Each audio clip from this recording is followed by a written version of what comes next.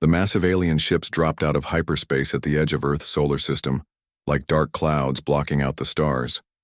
Admiral Kane Morrison stood in the command center deep beneath Colorado's mountains, watching the sensor readings that would change humanity's fate forever. The screen showed 200 alien vessels, each one larger than anything humans had ever built. Captain Lisa Rodriguez turned from her station with worry written across her face. "Sir, we're receiving a transmission from the lead ship." The holographic display flickered to life, showing a tall alien creature with 4 arms and skin that looked like gray leather. Its voice came through the translators as cold and commanding. "Species designation human. Your expansion beyond this star system is hereby forbidden. Submit to Zelkan authority, or face complete annihilation. You have 7 of your solar rotations to comply." General Paul Henderson clenched his fists as he listened to the alien's words.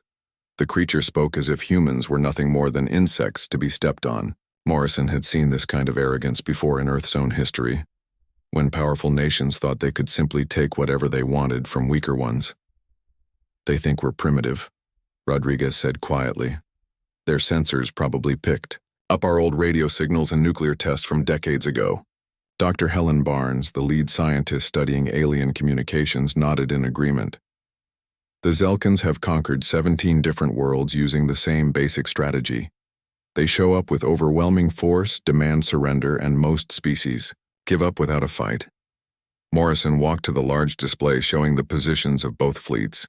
The aliens had arranged their ships in a standard attack formation, just like the textbook said they would. They had studied every report from the worlds the Zelkans had conquered, learning their tactics and weaknesses. "Sir," Henderson said, "our deep space monitoring stations detected their fleet 3 months ago. We've had time to prepare."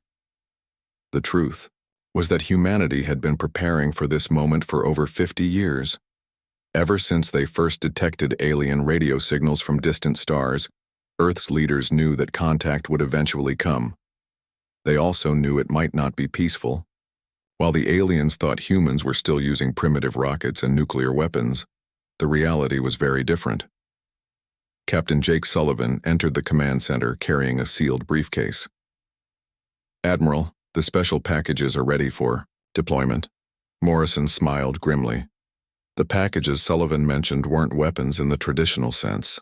They were something far more dangerous to an arrogant enemy. "Good. Begin Phase 1 immediately." Across the solar system, installations that looked like simple mining operations and research stations began powering up systems that had been hidden for decades.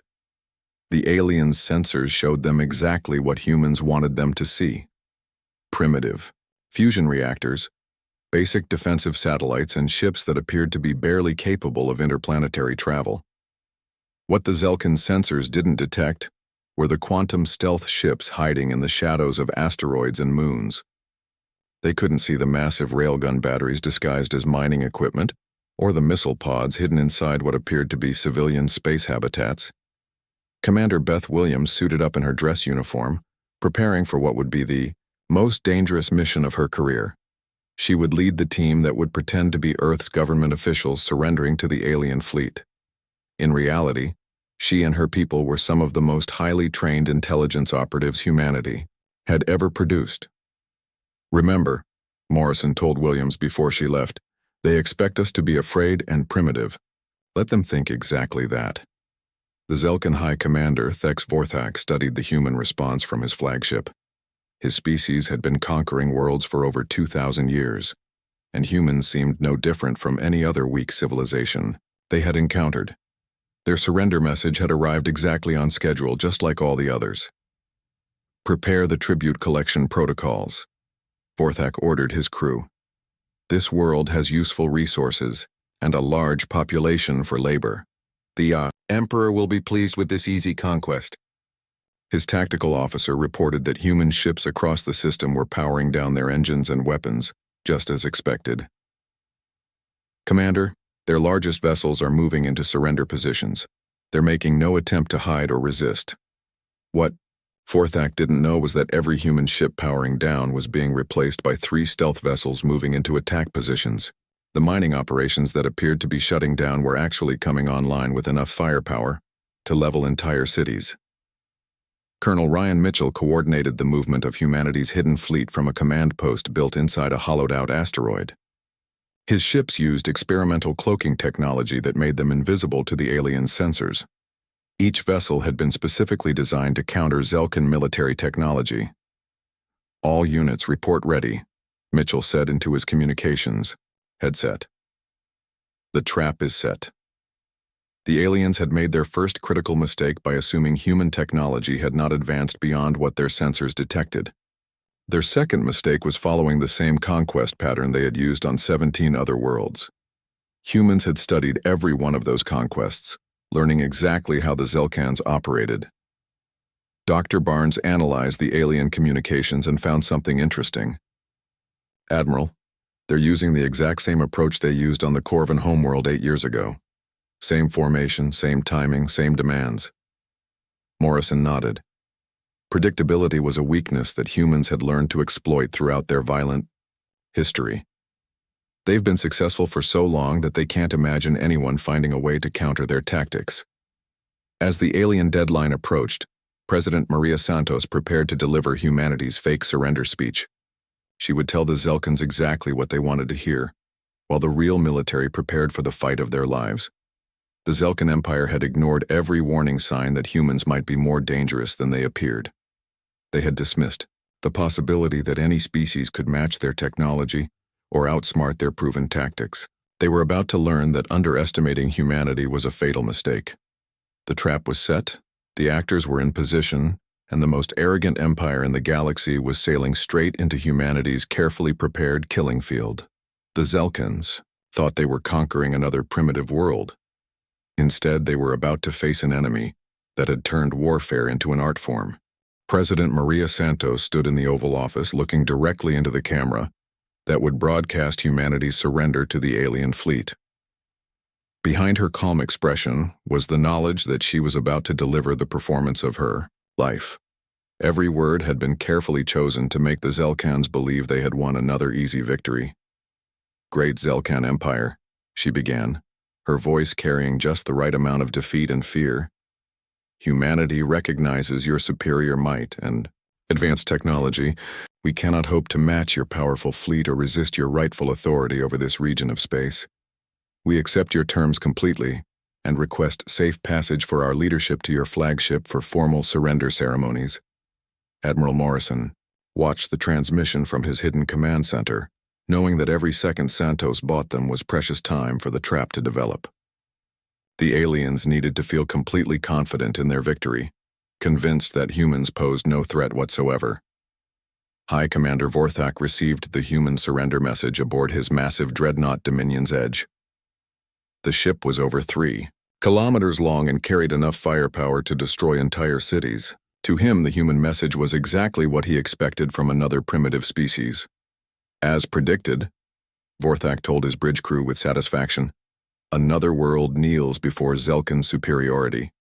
Begin standard occupation procedures. I want tribute assessment teams ready to deploy as soon as their leaders arrive."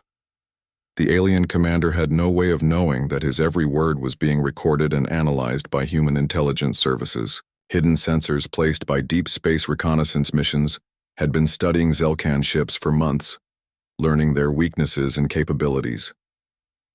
Captain Jake Sullivan piloted the diplomatic shuttle Peacekeeper toward the alien flagship, accompanied by what appeared to be Earth's most important government officials and military leaders. In reality, the passengers were Commander Beth Williams and her team of intelligence operatives, each one trained in alien psychology and advanced technology. Williams looked out the shuttle's window at the massive Zelkan vessel growing larger ahead of them. "Remember, everyone, we're terrified and defeated. These aliens expect us to be impressed by their technology and grateful for their mercy." The team carried what appeared to be ceremonial gifts and documents of surrender. Hidden inside these innocent-looking items were some of the most advanced scanning and hacking devices humanity had ever created. The aliens would never suspect that their prisoners were actually gathering intelligence for a counterattack. The Dominion's Edge docking bay was enormous, easily large enough to hold a dozen human shuttles. Zelkan soldiers in powered armor escorted the human delegation through corridors filled with alien technology. Williams memorized every detail while pretending to be overwhelmed by the ship's impressive size. "Your vessel is truly magnificent," Williams told the Zelkan escort officer, playing her role perfectly. "Humanity has never seen such advanced engineering." The alien officer's translator conveyed his arrogant response. "Your species will learn much about proper technology under Zelkan guidance.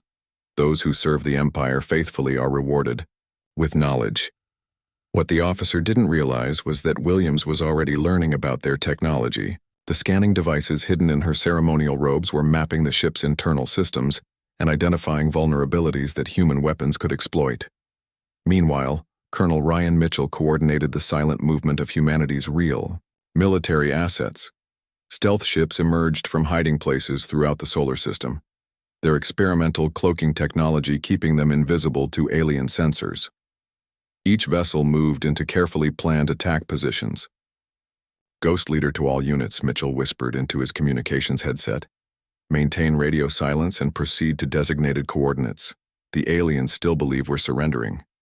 The stealth fleet included ships that had been secretly built in hidden facilities throughout the outer planets. While the Zelkans thought humans were limited to primitive fusion drives, the reality was that Earth's military had developed quantum engines capable of incredible speed and maneuverability.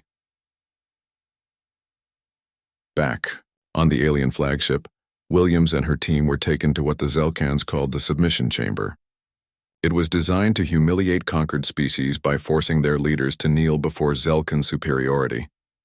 The aliens had used this same room to break the spirit of 17 different civilizations. High Commander Vorthak entered the chamber, wearing his full ceremonial armor, a display meant to overwhelm primitive species with his authority and power. "Human leaders, you will now acknowledge Zelkan dominance over your world and all its resources." Williams knelt as expected, but her hidden scanners were busy analyzing the alien commander's armor and the ship's control systems. Every piece of technology she observed was being transmitted to human analysts who were designing countermeasures. "We submit to your wisdom and power," Williams said, maintaining her act while her team planted nanoscale viruses throughout the ship's computer network.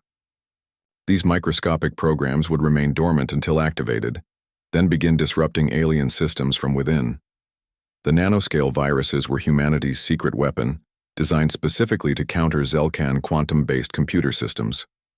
Earth's programmers had spent years developing malicious code that could adapt and learn, becoming more effective the longer it remained undetected.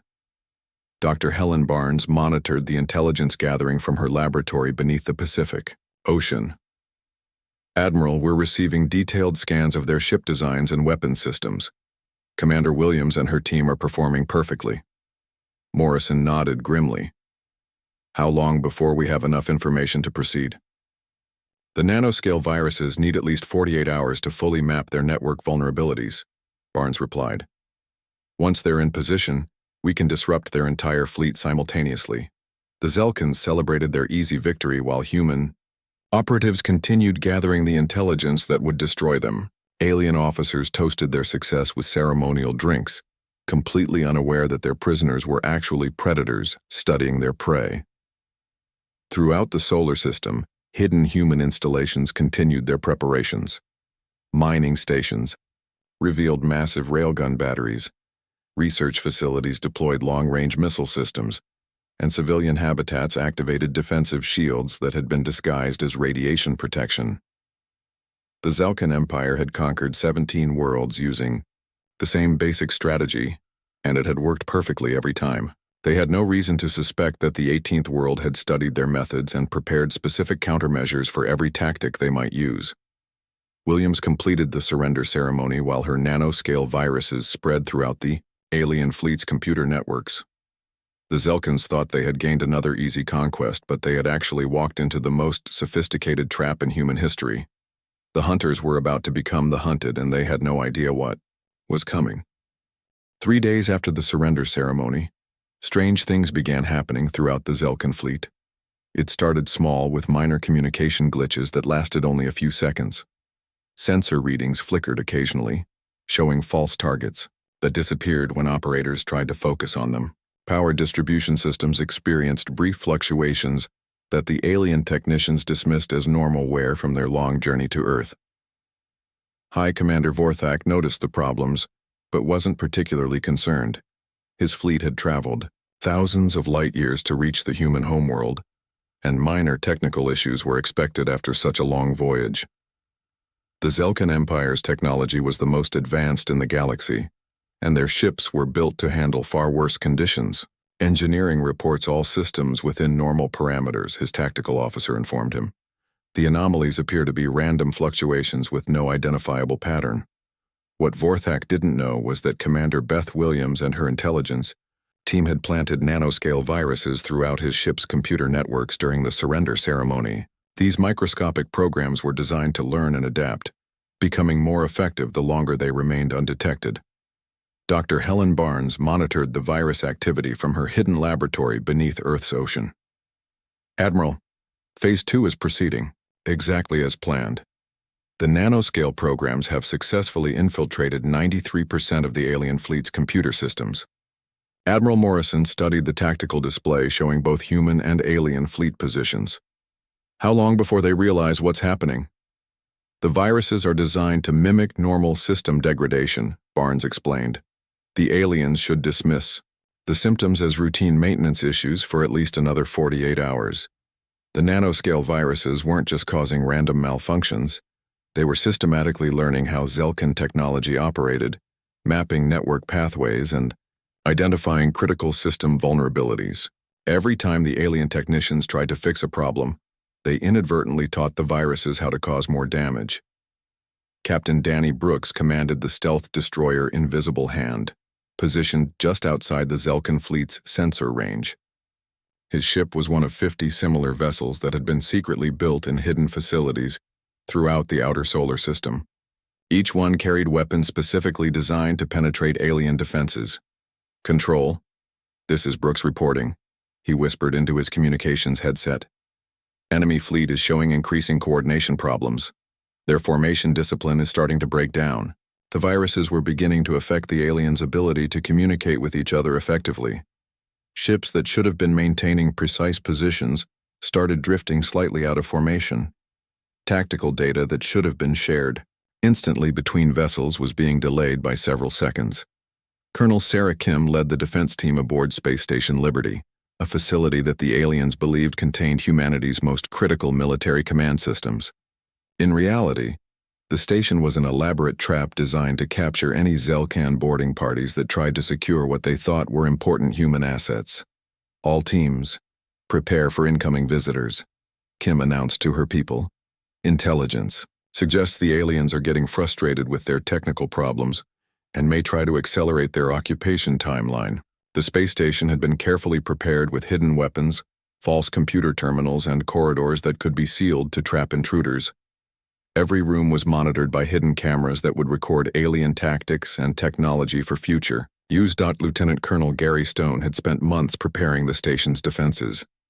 A former Special Forces operative with 20 years of experience in unconventional warfare, Stone understood how to turn any environment into a deadly maze for unwary enemies.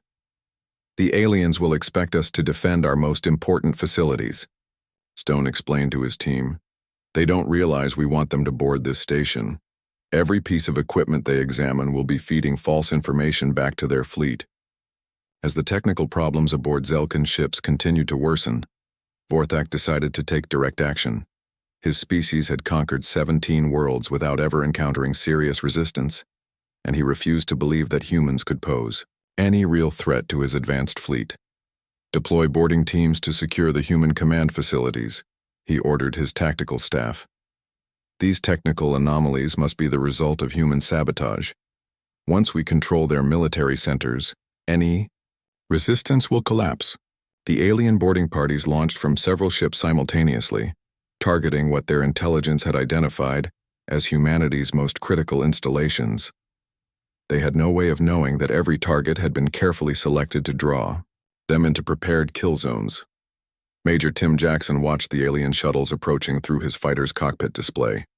His squadron was hidden inside what appeared to be a damaged asteroid, waiting for the order to engage. Phoenix leader to all units. Maintain position until the aliens commit to their boarding operations. The nanoscale viruses chose that moment to begin their most devastating attack phase. Systems that had been experiencing minor glitches suddenly began failing completely. Communication networks crashed. Navigation systems provided false readings, and weapons targeting computers started selecting random targets. Commander, the Zelkan tactical officer reported with growing alarm.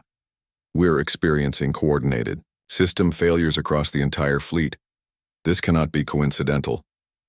Vorthak studied the damage reports flowing in from dozens of ships. Power grid failures, computer network crashes, and communication breakdowns were affecting nearly every vessel in his fleet simultaneously. Analysis. What is causing these malfunctions? The science officer's response sent chills through the bridge crew. Commander, the failures show clear signs of intelligent coordination. They're not random equipment problems. Someone or something is actively attacking our systems from within. The realization hit Vorthak like a physical blow. The humans hadn't surrendered at all. They had used the surrender ceremony to plant some kind of sabotage device throughout his fleet. The primitive species he had dismissed as harmless had somehow infiltrated and compromised his advanced technology.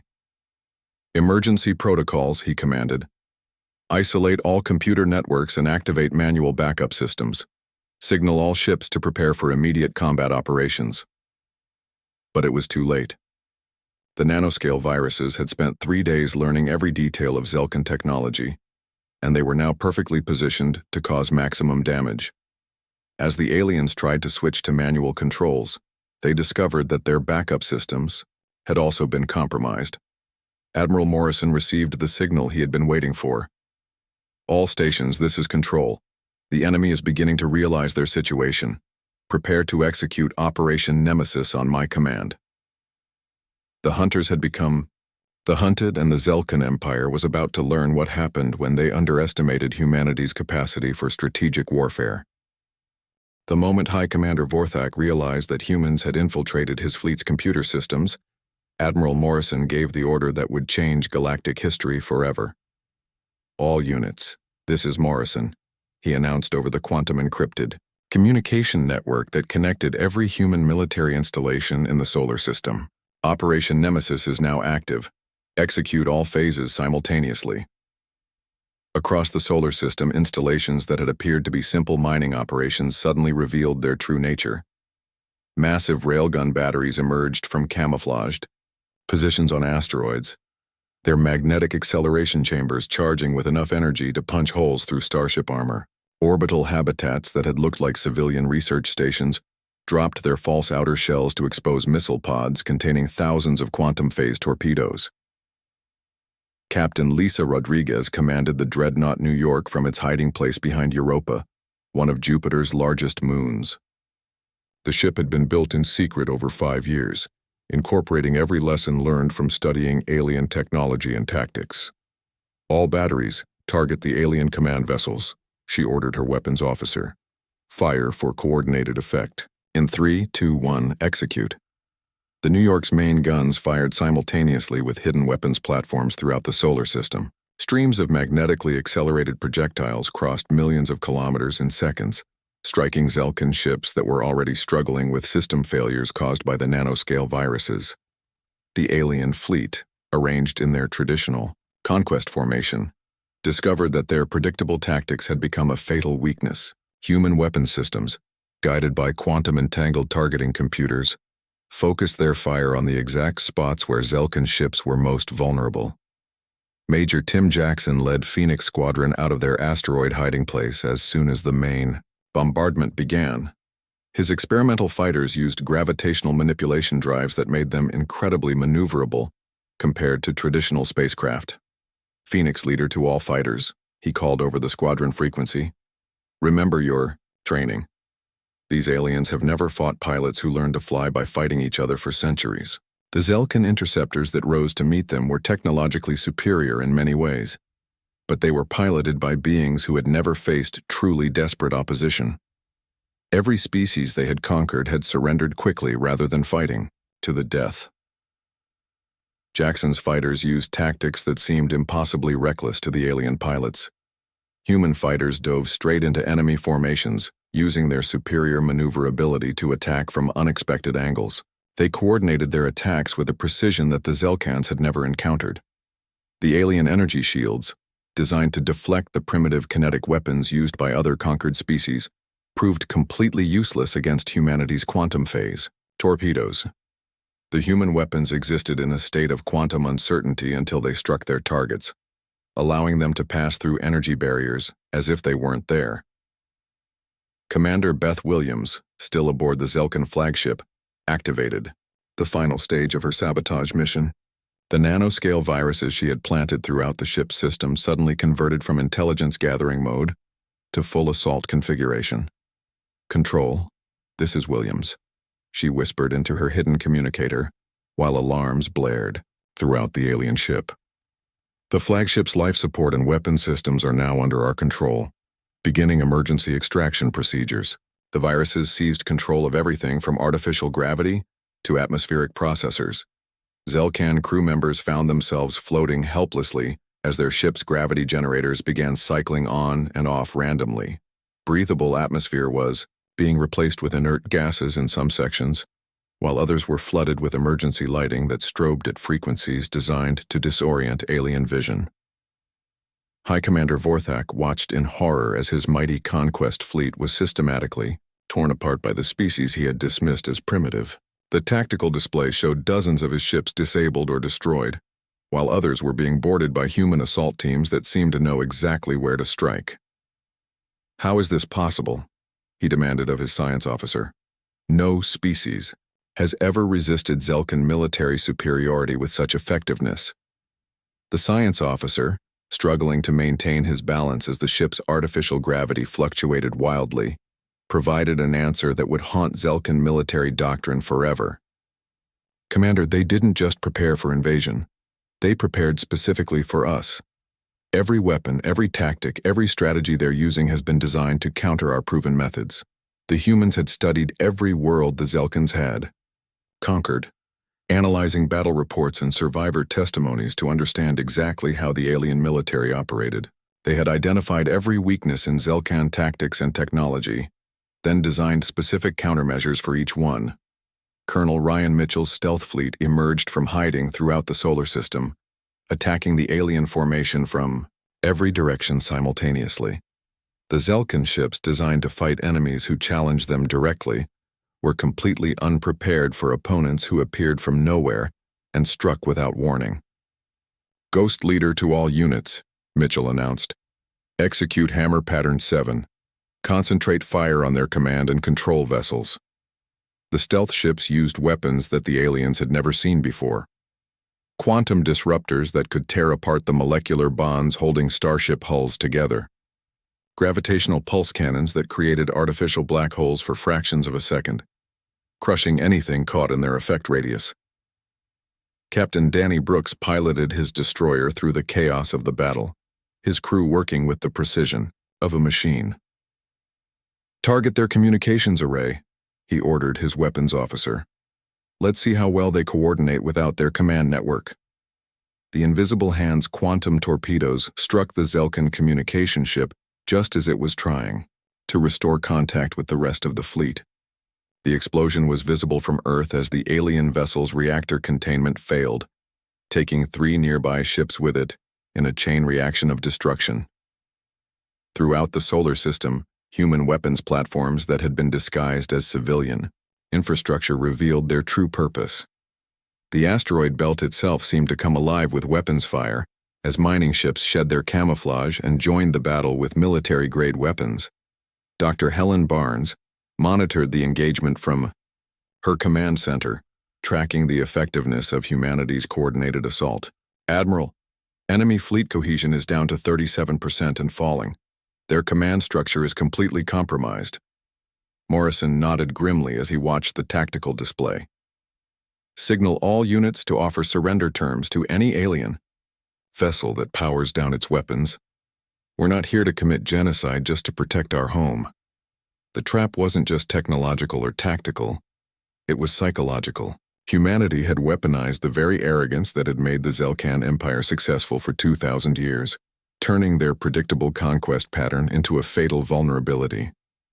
The jaws of the trap had closed completely, and the most powerful military force in known space was discovering that there was at least one species in the galaxy that refused to kneel.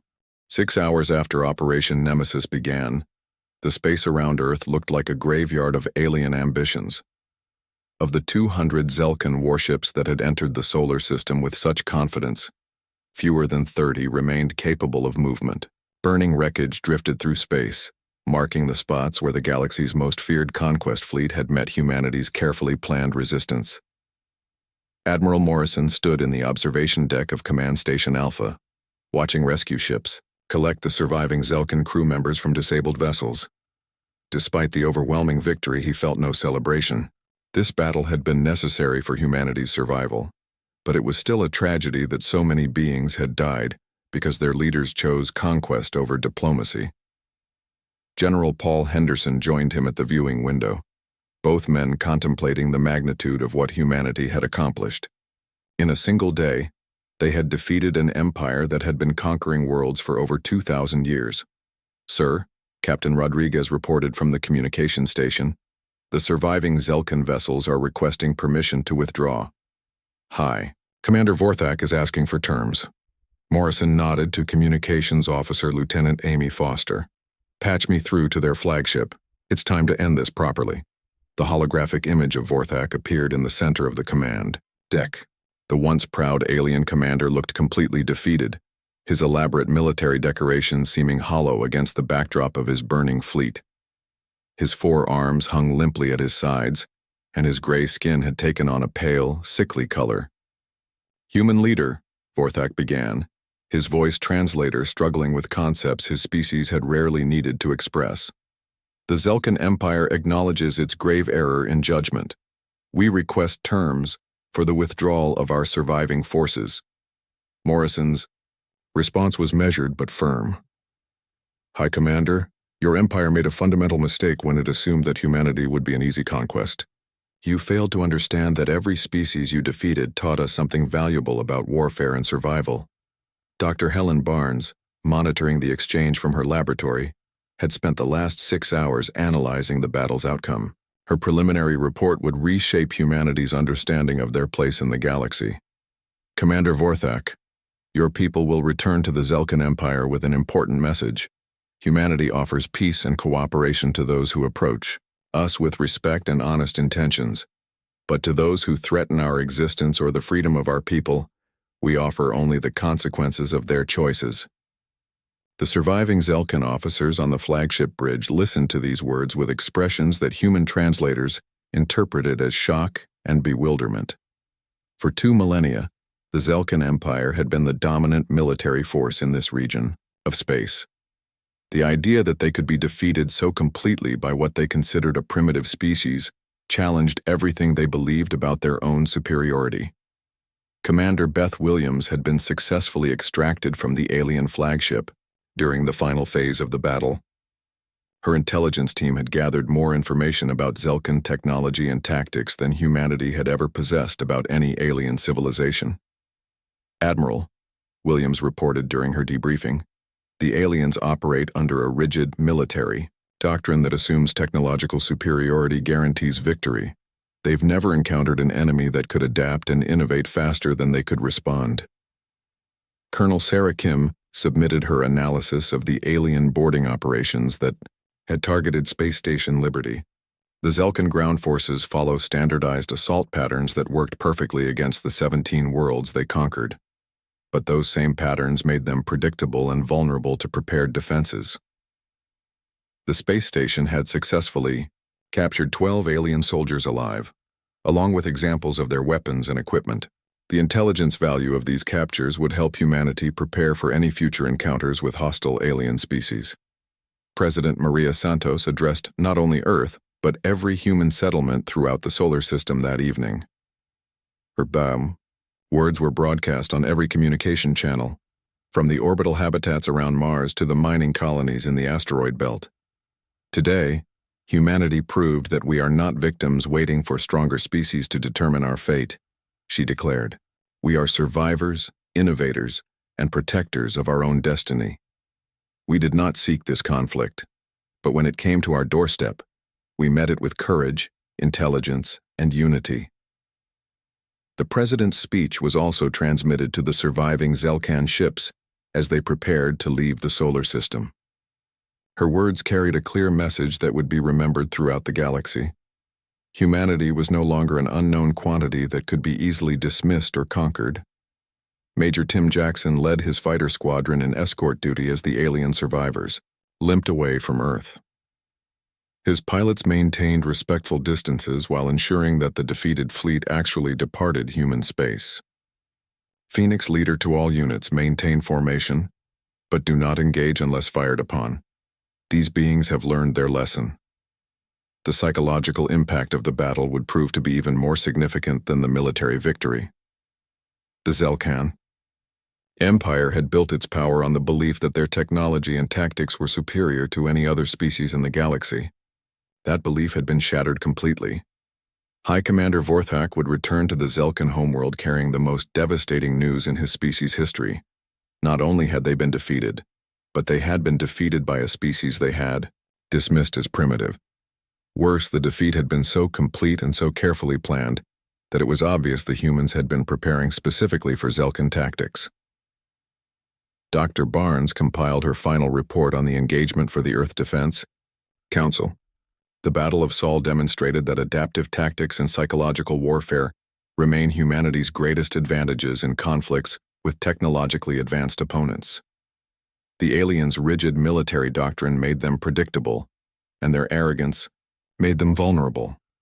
The report would become required reading at military academies throughout human space. Future generations of officers would study how humanity had turned apparent weakness into overwhelming strength through careful preparation and strategic thinking.